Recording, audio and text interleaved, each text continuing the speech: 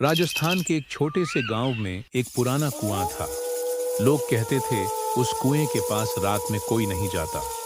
गांव के बुजुर्ग बताते थे कि बरसों पहले उसी कुएं में एक औरत ने छलांग लगाकर अपनी जान दे दी थी। तब से उस औरत की आत्मा भूतनी बनकर वहीं भटक रही थी। गांव के बच्चे जब खेलते खेलते कुएं के पास पहुंच जाते तो उनकी माएं डराकर बुला लेती।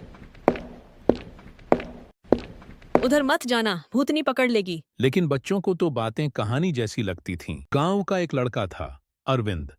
वह बहुत जिद्दी और निडर था। उसे भूत प्रेत पर विश्वास नहीं था। एक दिन उसने अपने दोस्तों से कहा,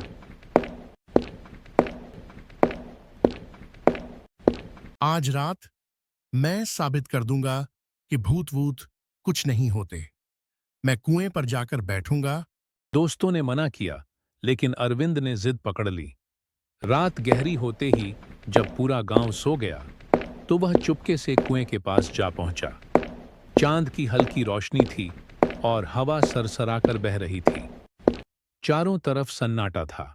अरविंद कुएं के किनारे बैठकर, अगर सचमुच यहाँ कोई भूतनी है तो सामने आकर दिखा। पहले तो कुछ नहीं हुआ, लेकिन अचानक कुएं के भीतर से अजीब सी आवाज आने लगी, जैसे कोई कराह रहा हो। अरविंद का दिल धड़क उठा, पर उसने हिम्मत नहीं हारी। कुछ ही पलों बाद उसने देखा, कुएं से सफेद साड़ी में भीगी हुई एक औरत बाहर निकल रही थी। उसके लंबे खुले बाल चेहरे पर चिपके हुए थे। औरत की आंखें लाल लाल अंगारे जैसी चमक रही थीं। अरविंद के पैरों तले जमीन खिसक गई। उसका गला सूख गया।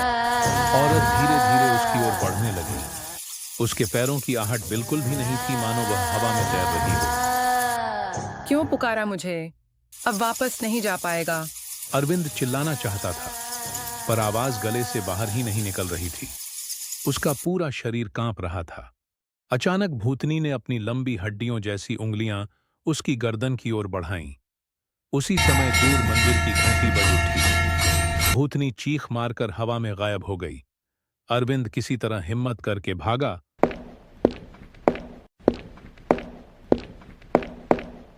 और घर पहुंच गया। अगले दिन गांव वालों को सब बताया।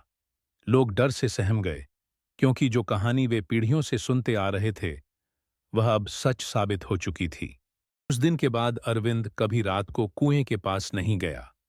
उसने मान लिया कि दुनिया में ऐसी चीजें भी होती हैं जिन्हें इंसानी समझ से परे ही छोड़ देना चाहिए।